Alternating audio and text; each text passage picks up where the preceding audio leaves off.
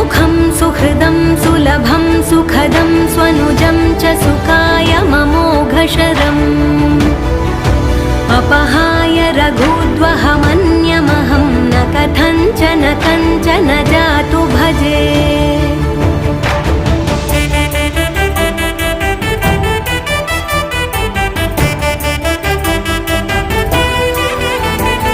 विना वेङ्कटेशं ननाथो ननाथः सदा वेङ्कटेशं स्मरामि स्मरामि।